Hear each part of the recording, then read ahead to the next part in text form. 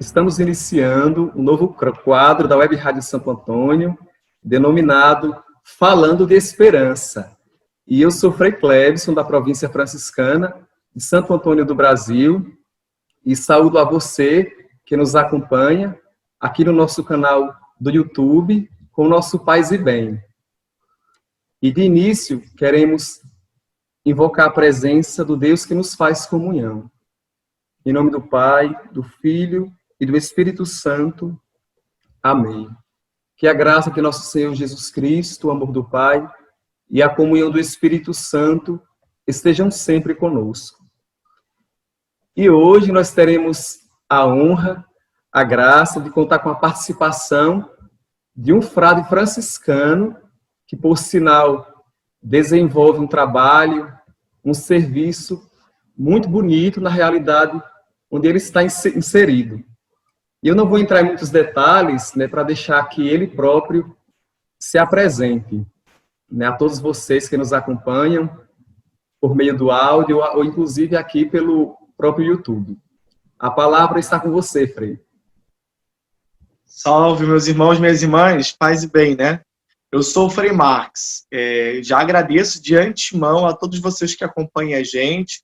Peço que ajude a divulgar também esse registro que estamos aí prestes a celebrar o nascimento do Senhor, possamos estar com o coração daquele que acolhe esse Senhor. Agradeço imensamente aos frades da província de Santo Antônio. Eu faço parte da província da Imaculada Conceição do Brasil. Ela está nos estados do Rio de Janeiro, Santa Catarina, Paraná, Espírito Santo e São Paulo. Pois bem, eu sou natural do Rio de Janeiro, na região chamada Baixada Fluminense. Nasci em Nilópolis e aos 13 anos eu descobri o carisma franciscano, me converti e minha família não era católica e tive a experiência de conhecer um pouco o carisma, me converti por inteiro e entrei para o convento no 2008. Bem, tive a oportunidade de fazer esse processo inteiro, sempre com muita escuta e muita troca de reflexões com nossos frades, mas também minha vida, minha vocação sempre foi muito marcada pela percepção das pessoas que estavam sofrendo à minha volta. Quando eu me converti, já inclusive para ser franciscano uma vez, eu lembro que eu tinha ido para um encontro que a igreja propunha, e eu estava dentro de um ônibus, indo para visitar as irmãs Clarissas, que ficam em Nova Iguaçu. E naquele período, há muito tempo atrás, as condições eram de extrema pobreza naquela região. Eu lembro de ter olhado por fora, ver as crianças correndo com o pé meio preto de sujeira, em uma região bastante insalubre, e foi a primeira vez que eu me vi pobre, né? E eu me percebi próximo daquelas crianças, e depois entendi que Deus se fazia próximo de todas aquelas pessoas que sofriam, que andavam pela rua, corriam, marcavam suas pegadas, mas também pediam direito à dignidade. E isso moveu muito a minha vocação, a minha forma de compreender o mundo. E assim que eu saí da formação, do seminário, como eu te dito, eu trabalhei um ano junto com o Frei Diego, na animação vocacional da nossa província. E depois desse um ano, eu fui transferido para o Cefras, Serviço Franciscano de Solidariedade. É uma organização social que os frades desempenham, e tem a sede em São Paulo, por isso eu moraria em São Paulo. Fiquei lá um ano, eu pertenço à diretoria e também faço parte da coordenação geral. E aí, com esse trabalho lá, veio a pandemia, então eu estou foragido do convento, estou morando agora, momentaneamente, em outro convento, no convento de Santo Antônio, do Largo da Carioca, no Rio de Janeiro, e tenho desempenhado a minha vocação. Hoje, a minha vocação franciscana é bem voltada para a área da solidariedade. Trabalho no Cefras e sou representante da província na Justiça, Paz e Integridade da Criação e na Frente de Solidariedade, que são todas essas iniciativas que a nossa província desempenha. Então, isso é um pouquinho da minha história.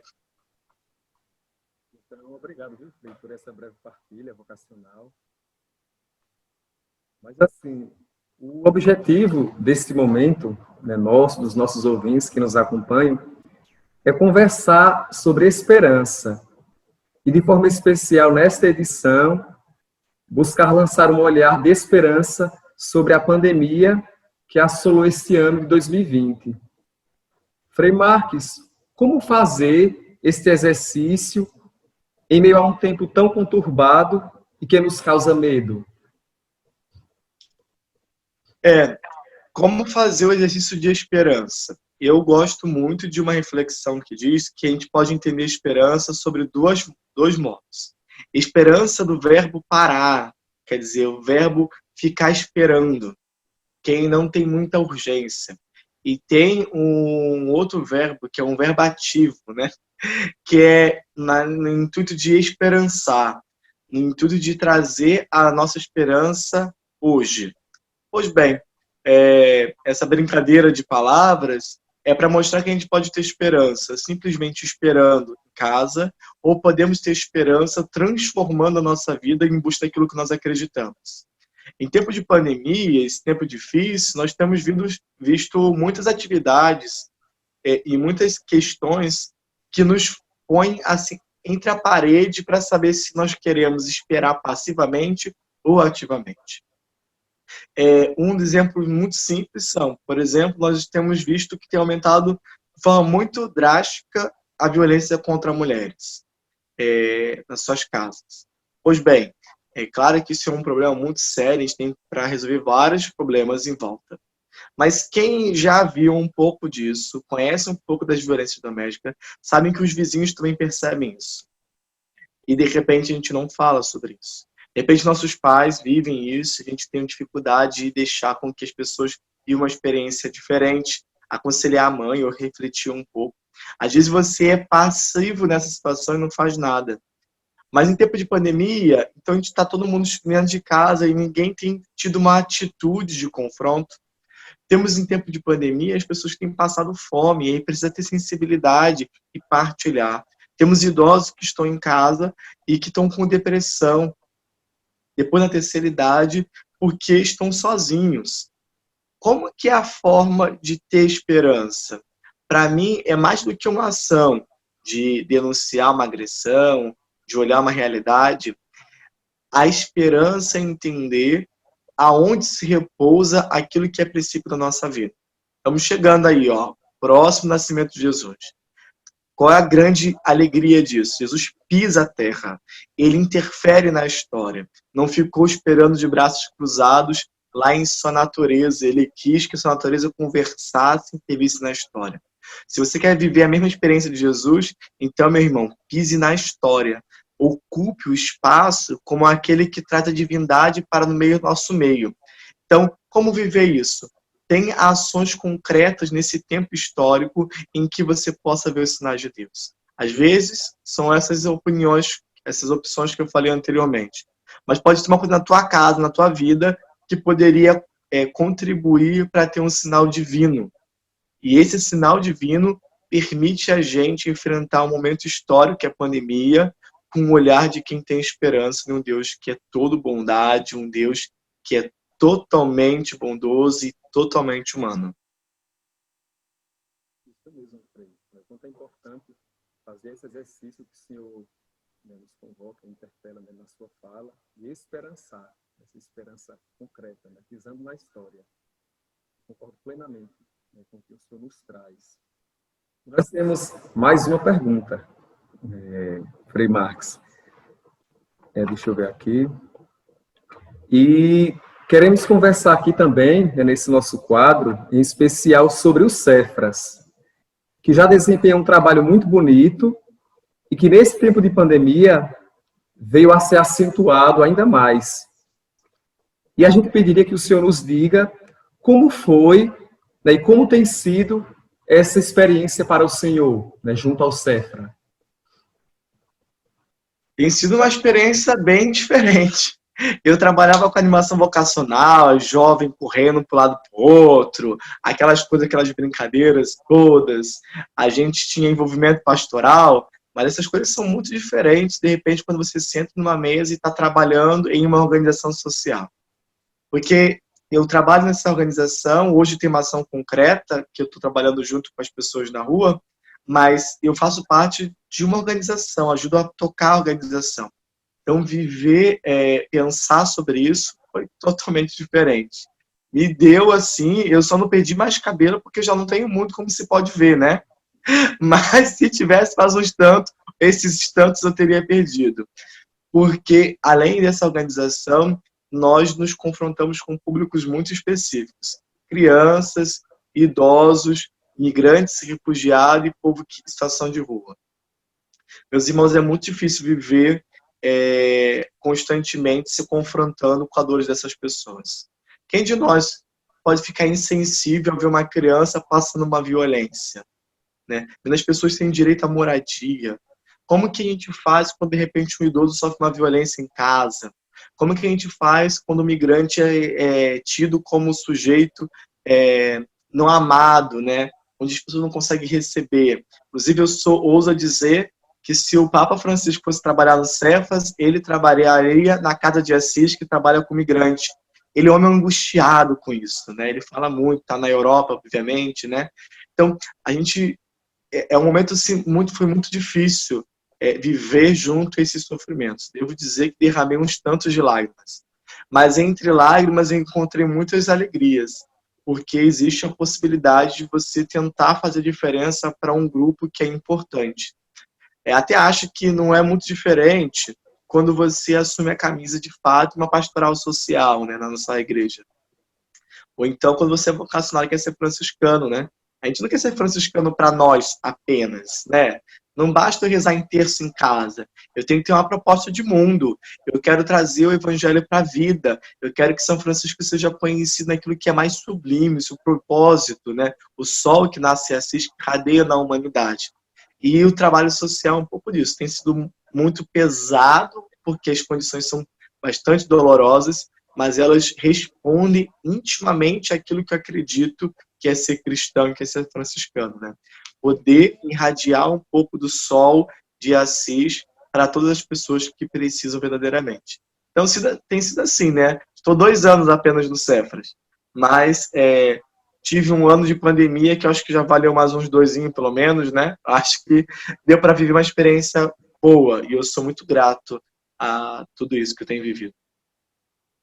Então, que mudança radical, né, Frei? Sair do SAV, né, do Serviço de Animação Vocacional, para o Cefras, Serviço Franciscano de Solidariedade. Né? Fazer essa travessia tem que ter muita ousadia. E enquanto o senhor partilhava, né, eu me lembrava daquele pensamento de que se deixar guiar, se deixar ser dócil pelo Espírito Santo é correr o risco de ser conduzido a lugares onde até mesmo a nossa vontade humana não quer. E eu acredito que o senhor fez essa experiência, né? Às vezes, se deixar desafiar, né, e avançar para águas mais profundas e abraçar a vontade de Deus, né, na sua missão e na sua vocação, né, que antes foi no serviço de animação vocacional, né, e depois, né, agora, no Cefras. Então, é muito importante, né, fazer essa experiência como fez Maria, né, a mulher do advento, a mulher da esperança, a mulher da espera, esse sim convicto. E passando mais adiante, né, nós temos mais uma interrogação. Pois bem, Frei, foram mais de milhões de refeições distribuídas pelos Cefras. E por detrás dos números, a gente sabe que existem pessoas, famílias e vidas. Não é verdade, Frei? Na verdade, nós quando começamos... O Cefras, ele trabalha com esses públicos. Na época da pandemia, nós começamos a pensar o que poderíamos fazer de modo muito especial. E a gente, no começo, até imaginava que a gente ia fazer um hospital para o povo de rua. A gente falou, se o povo vai pegar Covid, duvido que vai ser atendido com qualidade no SUS. Então, era a nossa grande preocupação no começo. Mas antes que a gente conseguisse fazer isso, a gente conversou com Deus e o mundo naquela época, a gente viu a nossa fila do Chá do Padre, que é o nosso serviço lá em São Paulo, com população de rua, crescer de forma violenta. Nós atendemos por volta de 1.000 pessoas no dia, mas nossa refeição ela é bem menor, né, umas 400 refeições. E aí, de repente, apareceu 300 pessoas na fila, a mais daquilo que a gente poderia atender. E aí a educadora social ficou angustiada porque ela não tinha como atender, porque era um número muito maior do que a gente poderia imaginar. E começou a ficar angustiada também porque ela não sabia para onde que as pessoas poderiam recorrer. Quando ela ligou e falou assim, olha, Frei, olha a nossa fila. A gente foi lá ver, a gente descobriu que a gente deveria atingir literalmente a fome, né?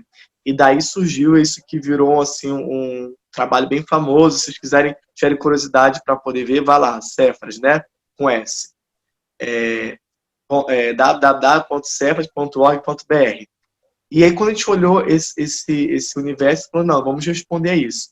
Então, a gente criou uma tenda lá em São Paulo para poder atender as pessoas em situação de rua. E aí, nós atendemos 1.200 no almoço, 1.200 na janta, atendemos regiões da Cracolândia, Casa do Povo de Rua, Brasilândia. Depois viemos para o Rio de Janeiro e atendemos aqui no centro o pessoal que está bem aqui lá da Carioca, mas ali da Cinelândia, da Lapa. Quer dizer, foi criando um grupo muito grande. E junto com todo esse grupo que foi montando, assim como a gente no começo achava assim, que a gente ia entender uma coisa, a gente vai entendendo outra, essas coisas também foram assim, né? A gente esbarrou de novo num problema de quem está na rua. Quem está na rua há muito tempo tem uma questão. Não são pessoas que não querem ir para casa. Na sua maioria são pessoas desempregadas. Né? Segundo um estudo que a gente viu da Defensoria Pública, esse povo não consegue mais ingressar no mercado de trabalho, fica na rua. Se as pessoas têm uma cor de pele muito clara, são nossos irmãos negros. Essas pessoas, elas são mulheres que sofrem violência, que vêm de um outro estado. Muitas pessoas que vêm do Nordeste, achando que vai encontrar a salvação aqui no Sudeste, e aí encontra a fome. Essas pessoas que a gente tem um carinho muito especial, começou a cortar nosso coração com muitas histórias. São pessoas específicas, com rosto específico, e aí, sem querer me prolongar demais, vou contar uma historinha que aconteceu aqui, que nem foi comigo, um dos nossos trabalhadores estava aqui, na época ele nem era trabalhador, ele só era voluntário. E aí uma pessoa que participa aqui ligou para mim e falou, olha, Frei, eu tô com uma moça aqui em situação de rua, na verdade ela estava com uma ocupação, ela tem 6 filhos, o marido dela foi preso, ela não tem onde morar e foi despejada do lugar onde ela estava, né? Será que você não poderia socorrer um pouquinho essa menina? Eu falei, não, posso, sem problema, né? Daí eu falei, eu só tenho hora porque eu tenho que pegar a refeição, então pede para ela poder ser meio ágil, assim. Emprestei um voluntário e aí dei o dinheiro da gasolina, e aí peguei o carro, mandei ele ir, e ele foi lá buscar. Chegando lá, ele pegou e viu que a mulher, tipo assim, não tinha a menor condições de poder fazer a mudança dela. E aí ele falou, olha, eu posso ajudar, mas não posso ajudar muito. O Frei tem outros compromissos com esse carro, e aí como que eu vou fazer? E aí ele falou assim, olha, tu põe o que você conseguir no carro. Ele falou, não vai conseguir muita coisa. Tu vai ter que escolher, porque eu não posso levar tudo. E daí ela falou assim, mas eu estou recebendo despesa, o que ficar para trás eu não consigo levar. Ela parou, olhou para os filhos e falou assim, pois bem, põe um fogão aí dentro, porque de fome eu não vou deixar meus filhos morrer, o que sobrar fica para outro. São essas experiências que a gente tem escutado. Pessoas que têm que escolher matar a fome do filho ou poder ter um colchão para poder descansar à noite. São pessoas que perderam seus empregos para a pandemia e descobrem se vão ter o filho em casa ou vão ter como se alimentar. São pessoas que saíram no presídio, não tem mais para onde recorrer.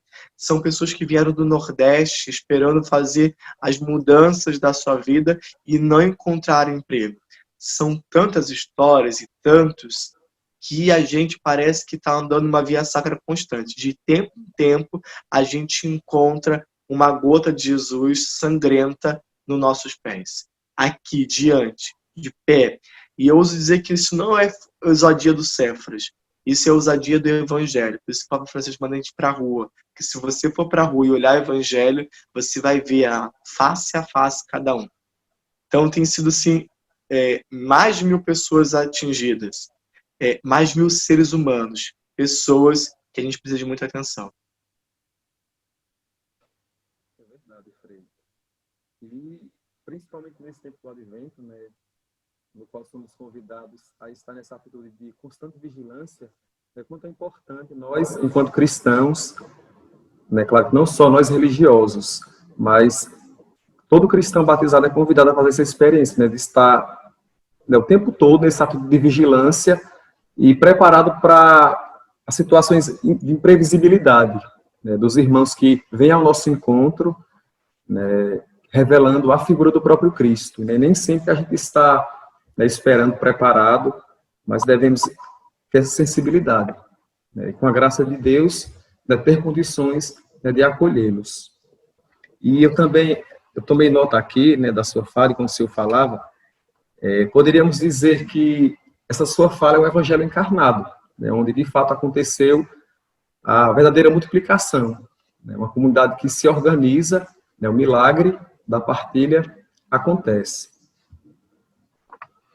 E temos mais uma pergunta, né, para o senhor. Deixa eu ver aqui. E a gente sabe, Frei Marques, que o trabalho dos Cefras, a gente já, né, tem conhecimento do trabalho dos Cefras, mas bem sabemos que o povo brasileiro, ele carrega na veia o desejo de ajudar o próximo. E podemos dizer que a solidariedade foi uma das melhores formas de combater de frente a esta pandemia? O que é que o senhor tem a nos dizer? Eu acho que sim. O brasileiro é um sujeito tinhoso, né? Eu até ouso dizer, a minha família, o meu avô e minha avó, parte de pai, vieram do Nordeste, né? Puxando sardinha para o nordestino, né? Mas eu sempre costumo dizer que se Jesus fosse brasileiro ou São Francisco, seriam nordestinos, né? São pessoas tinhosas, né? E se a gente vai na parte assim, no sertão nordestino, a gente vê, às vezes, o quanto que as pessoas carecem de muitas coisas. Mas que a gentileza nunca é maior do que o sol naquele chão rachado. Né? Nunca é menor, perdão. A gente vê com muita clareza assim, que o povo ele divide o que tem. A gente vê com muita facilidade que as pessoas têm um desejo de pôr em prática a generosidade. Isso porque nós seres humanos, nós não nascemos para ser fechados, né? Eu fico pensando, não sei se vocês conhecem aquela passagem, que é meio estranho de escutar assim, né? Mas que Jesus está encontrando uma mulher que pede para ela é samaritana, pede para ele um milagre, e aí ele diz que ele não vai conceder aquele milagre, porque não é justo que se dê a comida dos filhos dele para os cães, né? Que para um outro grupo que não tinha simetria com o que eles pensavam. E aquela mulher que responde para ele o quê? Que também os cães comem das sobras que caem da mesa dos patrões. Pois bem, Jesus ele se reconfigura. Eu acho maravilhoso essa passagem, porque Jesus ele estende também o seu projeto de vida à medida que ele se encontra com o mundo. E a gente vai vendo claramente a capacidade de Jesus ser humano, né, de amar profundamente. Nós, brasileiros, com certeza somos muito solidários, mas em momentos específicos nós somos convidados a repensar a nossa forma de ser para saber se a gente está guardando nossa generosidade só para os nossos irmãos, ou se nós somos capazes de estender para aqueles que nem são tão próximos assim da gente. Se a gente consegue fazer como Jesus, estender a nossa humanidade. Eu, quando era pequeno, tive momentos difíceis em casa, né? Por algum momento, assim, não passei fome de dias, mas passamos muita dificuldade de ter refeição do dia. E eu lembro que minha mãe pedia para a vizinha, que ela tinha uma panificadora lá, né? Pão duro para ela fazer farinha de rosca e tal, mas não era nada disso, né? Porque a gente não tinha como nada para poder passar a farinha. A gente fazia torrada e comia com gelé que a gente roubava da vizinha, né? A goiaba, para poder matar a fome. Essa capacidade de estender, né, a criatividade humana da mãe para poder alimentar o filho e da vizinha que finge que entende para poder atender a fome daquelas crianças. Ela é um exemplo muito pequeno, mas que nos permite ser mais humanos. E agora eu penso, Frei, que a gente está num período em que a gente tem que começar a olhar com mais profundidade para o horizonte e descobrir aqueles que não estão sentados à mesa. né? Eu fico pensando claramente assim, para a gente que trabalha com a juventude, que trabalha com vocação, existem tantas pessoas que estão procurando a sua vocação e não conseguem ver nem sequer uma proximidade de generosidade das pessoas que estão no nosso convívio religioso, né? São pessoas que querem ser franciscanos e às vezes são negras e sofrem muito preconceito por ser negro dentro da vida religiosa, não só para ser frade, mas dentro das comunidades especiais, pessoas que vivem uma realidade de família em que seus pais, por N motivos, tiveram que procurar uma outra companheira, um outro companheiro, e de repente vê difícil assim como sistematizar essa relação, já que essa pessoa não tem direito de vir, ou então juventude que queria encontrar uma vocação que nem é religiosa, mas ela é gay, ela é lésbica, e aí tu vê até quando o Papa fala isso, quantas pessoas correspondem de forma muito agressiva ao pensamento dele, né? Tudo isso para dizer que a nossa generosidade ela é muito ampla, mas eu acho que tem muitas pessoas fora da nossa mesa e que a gente às vezes trata como um cãozinho. Se a gente fosse um pouquinho mais aberta para Jesus, a gente estaria sempre se perguntando qual é a pessoa que falta na nossa mesa. Acho que essa é a mensagem desse evangelho. Mais do que um milagre, Jesus aponta que sempre tem alguém de fora da nossa mesa que deve ser integrado. E a generosidade é isso. Quem está faltando? Vamos trazer. Muitas vezes, né, se olha, se compreende a generosidade, a solidariedade como algo extraordinário, né, quando deveria nos acompanhar, né, no ordinário da nossa vida. Né, mais do que uma virtude, né, a solidariedade, a generosidade deve ser uma atitude, né, concreta nossa. E outra coisa, Frei Marques, eu percebo que na sua fala, né, em muitos momentos o senhor faz referência ao Papa Francisco. E aí a próxima pergunta, né, se refere justamente ao nosso Papa, né, a figura dele. E a gente lembra, Frei, daquele dia 27 de março, quando ficamos emocionados e impactados com a entrada do Papa Francisco na Praça de São Pedro, sozinho. Em suas palavras, o pontífice apontou que a pandemia veio mostrar a fragilidade humana e que devemos perceber que todos estamos no mesmo barco. Como fazer com que os pobres, ricos, negros e mulheres sintam-se como parte da luta desta pandemia e na construção de um mundo melhor? E aí, Frei? Aí você quer que eu consiga resolver o problema global, né? É difícil, né, irmão? Difícil, porque o nosso Papa está querendo há muito tempo e está tendo muita dificuldade, né? De fato, essa memória não vai sair nunca da nossa cabeça. Acho que também não sai da nossa cabeça quando ele foi eleito, né? Eu lembro que quando foi, eu era estudante de Rondinha, e quando eu vi, falou assim, um Papa argentino, e aí falou Francisco, eu falei, meu Deus do céu, né? Chorei que nem criança, falei, agora chegou alguém que é muito próximo de mim, né? O Papa é alguém que parece que conhece a minha vida. E o Papa fala isso porque nesse dia, dia 27, porque ele conhece esses rostos, né? E chegou a hora de a gente olhar para eles. A pandemia, Frei, ela escrachou para a gente um problema que é claro. Vou pegar 2 exemplos. Nós falamos muito de quarentena. E aí nós falamos, olha, vamos para a quarentena. E aí as pessoas tentaram ir para a quarentena. Só que nem todas as pessoas conseguiram fazer quarentena. E a gente sempre fala, as pessoas que tinham que ter emprego e tudo mais, se não se perdesse o emprego, teria dificuldade de sustentar. Mas chegou pessoas de um nível pior, que estar dentro de casa causava mais dano do que fora. Pessoas de favela em que tem 2 cômodos para 6 pessoas, em que o esgoto passa por dentro da sua casa.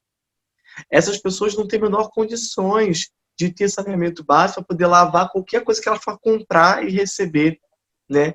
E aí, se uma daquela pessoa que não tem como nem cuidar daquilo que ela recebe, poder matar a fome, né? Ainda que fique dentro de casa, uma dessas pega a família inteira. Porque não tem muitas condições dessa pessoa se cuidar dentro de casa. A sua casa é uma eterna disposição, né? E aí a gente vê que a pandemia escancarou a forma que a gente trata as pessoas mais empobrecidas do nosso país. É muito claro pra gente, eu fiquei até abismado quando eu vi a Globo dizer que o nosso país tem uma desigualdade social absurda e que a gente tinha que repensar os impostos a partir das grandes fortunas.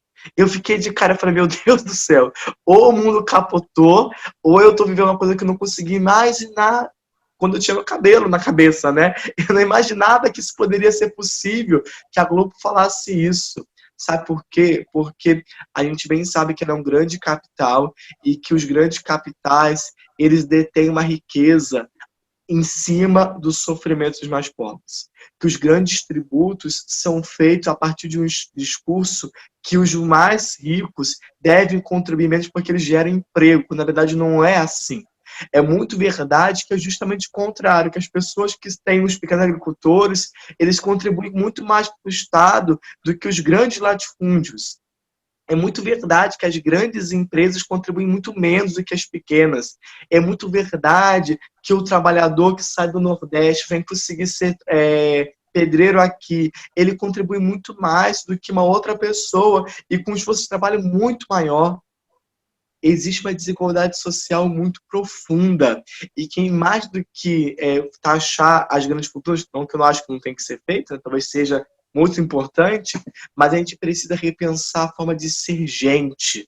E esse ser gente é olhar para o irmão e ver que as respostas da minha vida, ele tem que ter direção humana.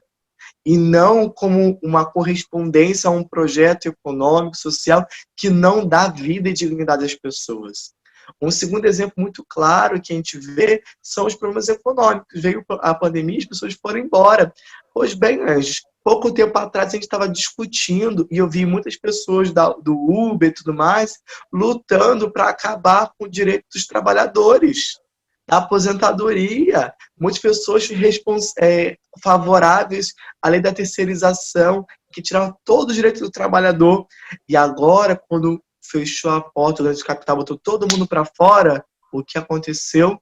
Passou fome. As pessoas foram à rua. E aí, o Papa Francisco fala assim, não é possível que a gente não veja agora, com essa pandemia, o quanto que todo mundo tem sensível, que isso é um problema absurdo. E se ele vivesse aqui nas favelas da Rocinha, do Vidigal, se ele pisasse agora aqui no Rio de Janeiro, como a gente está vendo, com essas filas de mais de 400 pessoas pedindo um prato de comida, mais de meia hora no sol de 40 graus do Rio de Janeiro pedindo um prato de comida, ele diria, será que ainda tem solidariedade na humanidade que em meio a uma grande pandemia nem matar a fome das pessoas ele quer? Porque a gente quer que as pessoas façam isso, mas não quer que o Estado se comprometa com isso. É sempre um grupo muito à margem. Então, qual é a resposta para isso, Frei? Eu acho que a gente começar a olhar para um irmão como irmão, tendo ciência dos problemas que eles têm profundamente.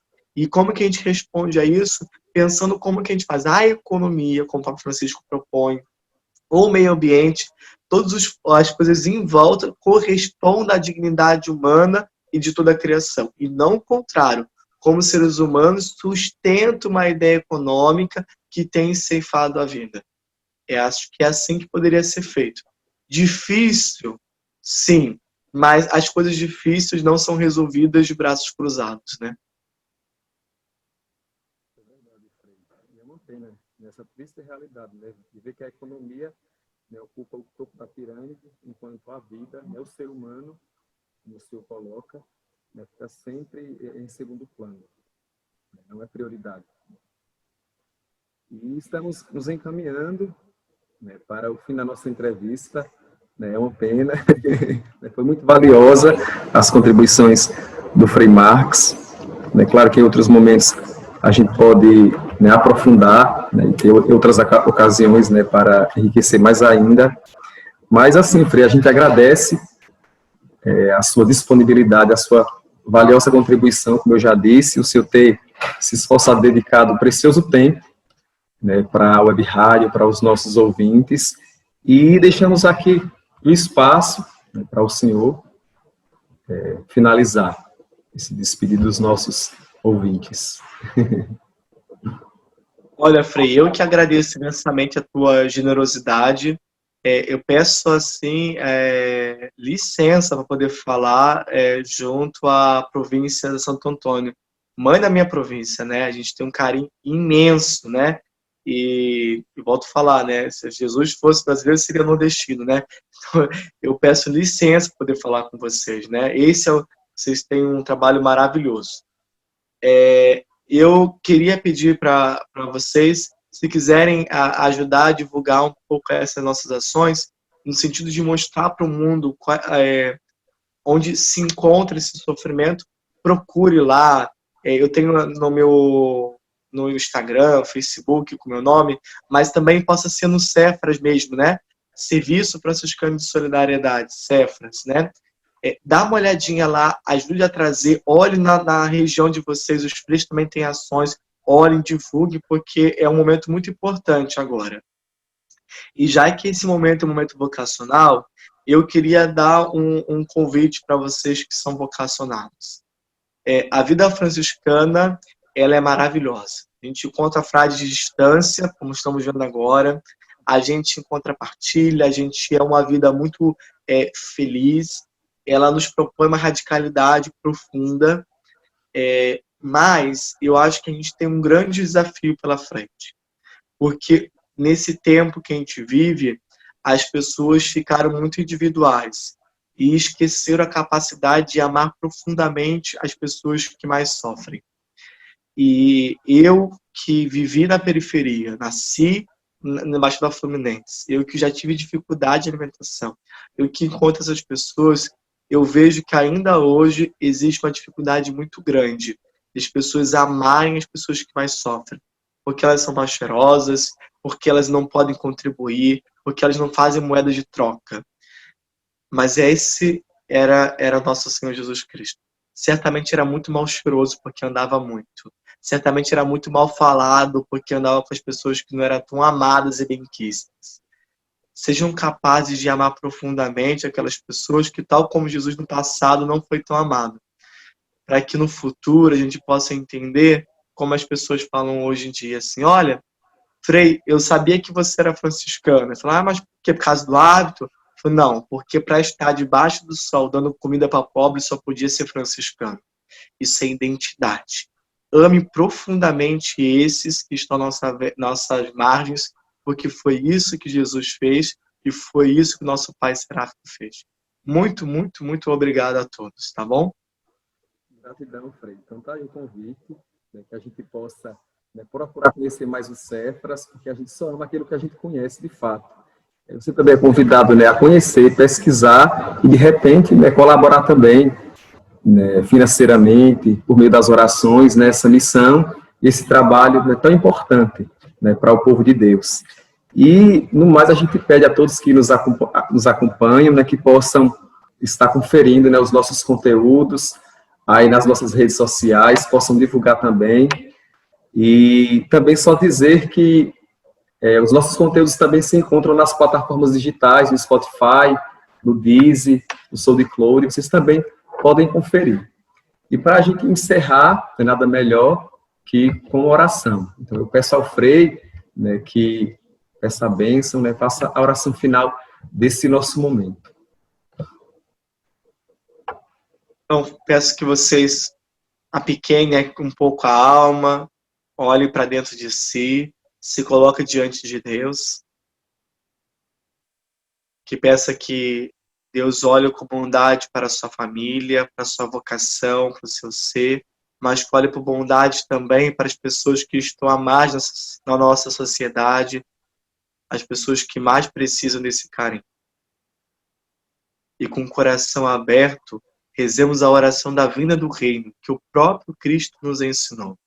Pai nosso, que estais nos céus, santificado seja o vosso nome, venha a nós o vosso reino, seja feita a vossa vontade, assim na terra como no céu.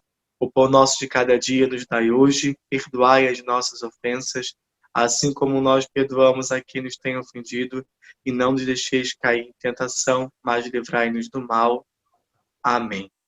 O Senhor esteja convosco, Ele está no meio de nós. O Senhor vos abençoe e vos guarde, que Ele volva olhar para vós e se compadeça de vós. Ouve seu rosto para vós e vos dê paz, saúde e toda graça. Por intercessão do nosso Pai São Francisco de Assis, nosso Deus todo bondoso vos abençoe. Ele que é Pai, Filho e Espírito Santo. Amém. Louvado seja nosso Senhor Jesus Cristo, para sempre seja louvado. Então, esse foi o nosso quadro, Falando de Esperança.